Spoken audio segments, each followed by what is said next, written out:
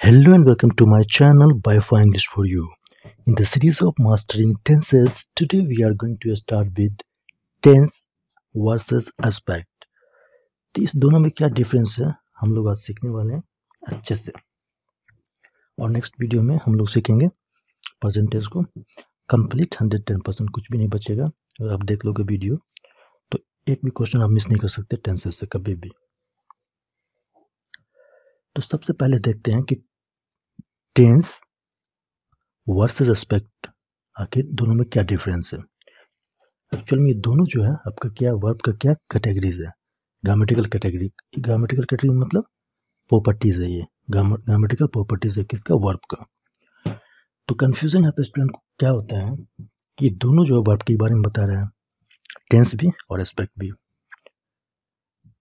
और दोनों का डेफिनेशन जो है ऑलमोस्ट सेम है, तो इसलिए कंफ्यूजन होता है। तो इस कंफ्यूजन को दूर करेंगे 100% इस वीडियो में। बट उससे पहले देख लेते हैं टाइम को, क्योंकि टेंस क्या बताता है, टाइम को ही तो बताता है, तो टाइम को जानना जरूरी है। तो पहले टाइम को देखते हैं। टाइम को इस तरह से डिफाइन करते हैं, ये आपका एक लाइन हो गया, इन्फिनिटिव लाइन, ठीक। और स्पीकर जब भी बोलेगा तो स्पीकर आपका यहाँ पर रहेगा, वो प्रेजेंट टाइम में, प्रेजेंट टाइम में रह के ही वो इस तरफ की बात को बोलेगा और इस तरफ की बात को बोलेगा तो वो पास्ट हुआ, और इस तरफ का फ्यूचर, ठीक। और मैंने इस तरह से यहाँ पर कर रखा है, तो इसलिए मैं किया हूँ कि प्रेजेंट टाइम जो जरूरी नहीं कि आपका एक पॉइंट होगा, ठीक। प्रेजेंट टाइम मतलब पास्ट का भी कुछ हिस्सा हो सकता है और फ्यूचर का भी कुछ हिस्सा, ठीक। तो ये आपका टाइम कितने तरह का हो गया, 3 तरह का हो गया, पास्ट, प्रेजेंट एंड फ्यूचर। तो ये 3 तरह का टाइम आपका हो गया। अब देखते हैं कि टेंस क्या होता है। तो मैंने यहाँ क्या लिखा है, grammatical categories of the verb.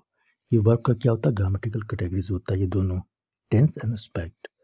तो अब क्वेश्चन यहाँ पे ये बन रहा है कि ग्रामेटिकल कैटेगरी होता क्या है, किसी भी वर्ड का ग्रामेटिकल कैटेगरी आखिर होता क्या है। तो उसको समझने के लिए मैंने एक एग्जांपल लिया है यहाँ पर, सिंपल सा, इसके थ्रू 1 मिनट में समझ जाएंगे हम लोग। इस सेंटेंस को आप देखो क्या लिखा हुआ है, Rahul teaches the English language. तो आपका कोई भी सेंटेंस होता है तो उसमें एक आपका फाइनाइट वर्ब का होना मस्ट है, ठीक। इसमें जो वर्ब है टीचेस, तो इस ये क्या आपका वर्ब है, तो आप इस टीचेस वर्ब का जो है हम लोगों को ग्रामेटिकल कैटेगरीज ढूंढना है कितना है। तो देखते हैं क्या क्या है। सबसे पहले देखते हैं पर्सन। पर्सन आपका कौन सा ये है, थर्ड पर्सन है।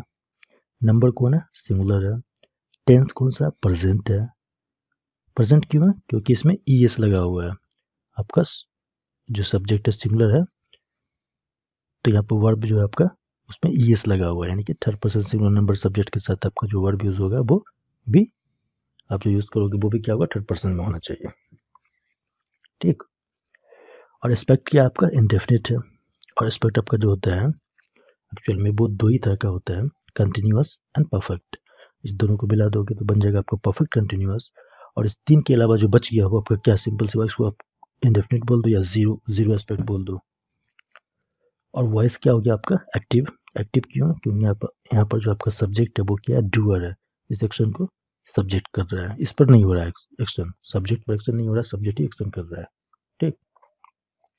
और मूड क्या हो गया आपका, इंडिकेटिव। आपका जो प्रेजेंट टेंस है वो क्या आपका इंडिकेटिव मूड में होता है, यानी आपका जो ओपिनियन होता है वो नेगेटिव पॉजिटिव कुछ भी हो सकता है, वो फैक्चुअल होता है, वो क्या होता है आपका इंडिकेटिव मूड। जब मैं मूड बताऊंगा तो मैं क्लियर करूंगा 100%, काफ़ी ईजी है मूड। तो ये जो 6 कैटेगरीज है, ये क्या कौन सा कैटेगरीज है, ग्रामेटिकल कैटेगरीज है।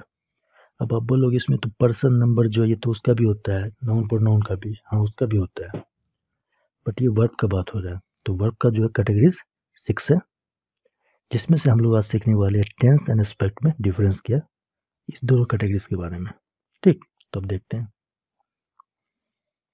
सी टेंस क्या होता है। टेंस आपका क्या ग्रामेटिकल कैटेगरी है किसका, वर्ब का। और यहाँ से स्टार्ट होता है कहानी में, which is marked by verb inflection. ये आपका पहला पॉइंट हो गया। इसको मार्क किया जाता है किस तरह से, वर्ब इन्फ्लेक्शन के थ्रू, यानी वर्ब में आप वर्ब का फॉर्म चेंज करते हो, वर्ब का फॉर्म चेंज करते हो तभी पता चलता है ये कौन सा टेंस है। अगर चेंज नहीं करोगे तो पता ही नहीं चलेगा। ठीक, और ये बताता क्या है, ये टाइम बताता है। ठीक, टाइम किसका बताता है, जो आपका एक्शन है यानी जो वर्ब है उसका टाइम बताता है। वर्ब एक्शन हो सकता है, एक्शन वर्ब हो सकता है, नॉन एक्शन वर्ब हो सकता है, कुछ भी हो सकता है। तो ये क्या बताता है, टाइम बताता है। कौन, टेंस। तो टाइम कैसे बताएगा, तो टाइम बताएगा इसको देखकर, टाइमलाइन को देखकर। जो स्पीकर होगा यहाँ पे होगा, अब एक्शन कौन सा हो रहा है, पास्ट में हो रहा था पास्ट बताया होगा, और प्रेजेंट में हो रहा था प्रेजेंट बोलेगा। ठीक,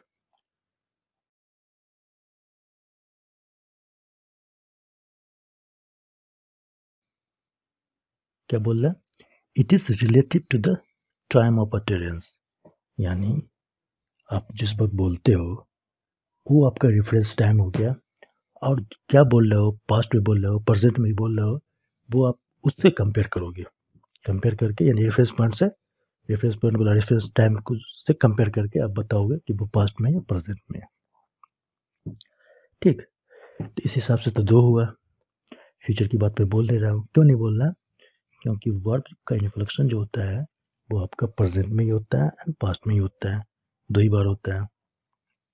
उसके अलावा जितना भी आप करते हो, फॉर एग्जांपल आप यूज़ करते हो प्रेजेंट कंटिन्यूअस बोलते हो, तो वो आपका टेंस नहीं है, वो आपका एस्पेक्ट है, क्योंकि उसमें जो आईएनजी फॉर्म आप यूज़ कर रहे हो वो प्रेजेंट पार्टिसिपल है, नॉन फाइनाइट वर्ब है वो। ठीक, उसको मेन वर्ब की तरह आप यूज़ कर रहे हो, वो कभी चेंज नहीं होता। आप सब्जेक्ट कुछ भी यूज़ कर दो कभी चेंज ही नहीं होगा। तो आपको जो चेंज होता है वर्ब का फॉर्म, वो दो ही केस में होता है, प्रेजेंट टेंस में एंड पास्ट टेंस में। ठीक, इसका मतलब कि टेंसेस कितना हो गया, दो ही हुआ। तो फिर हम लोग 12 तरह का क्यों पढ़ते हैं, क्या रीज़न है उसको भी समझेंगे इसमें। तो वर्ब क्या हो गया आपका, टेंस क्या हो गया आपका, वर्ब का एक कैटेगरी है विच is marked by verb inflection, जिसको वर्ब इन्फ्लेक्शन के थ्रू मार्क किया जाता है, जो टाइम बताता है एक्शन का, यानी वर्ब का टाइम बताता है। ठीक, and it is relative to the time of utterance, speaker जब बोलता है उसके उसके रिस्पेक्ट में। अब देखते हैं एस्पेक्ट को।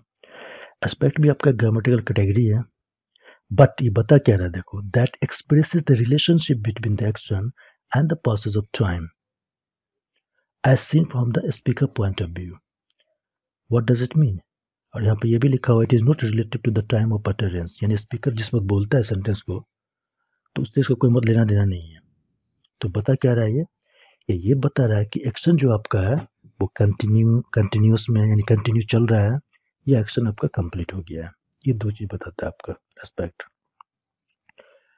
टेंस में जो है, टेंस क्या बताता है, वर्ब का टाइम बताता है, और एस्पेक्ट क्या होता है आपका, कि वो जो आपका वर्ब है वो कंटिन्यूस है या वो कंप्लीट हो चुका है। ये दो चीज बताता है, इस दो को आप मिला दोगे तो क्या क्या बन जाएगा, परफेक्ट कंटिन्यूस, यानी कुछ हिस्सा जो है काम का वो हो चुका है, कुछ बचा हुआ है, यानी पार्शियली कंप्लीटेड एक्शन है। तो तीन तरह का हो गया। तो जो बच गया उसको इंडेफिनिट आप बोल दो, तो उसी इंडेफिनिट को मैंने यहाँ पर रखा है, एस्पेक्ट इंडेफिनिट, या इसको बोल दो आप जीरो बोल दो, जीरो एस्पेक्ट। ठीक, तो एक्चुअल में ये आपका ये तीन ही है, continuous aspect, perfect aspect and perfect continuous aspect. इसमें क्या होता है, पार्शियली कंप्लीटेड होता है, आपका जो एक्शन होता है या स्टेट हो जो भी वर्ब होता है वो क्या होता है, पार्शियली कंप्लीटेड होता है। तब तो क्लियर कट आपको समझ में आ गया होगा कि टेंस और एस्पेक्ट में क्या डिफरेंस है। टेंस क्या बता रहा है, टाइम, और एस्पेक्ट क्या बता रहा है, वर्ब जो है वो कंप्लीट हुआ या नहीं हुआ, ये दोनों चीज बता रहा है। तो दोनों तो अलग अलग है।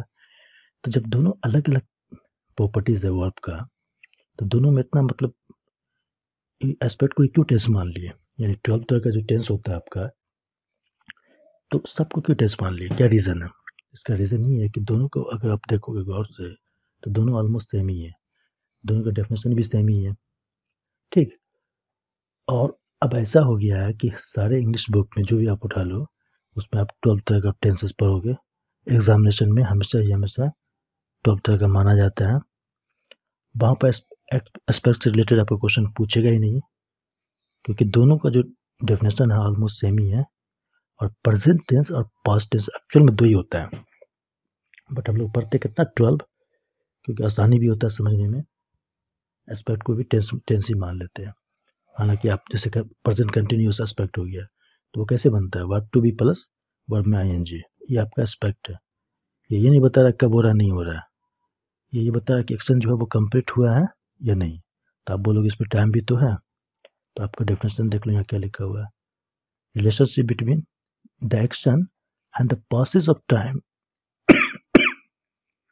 As seen from the speaker's point of view.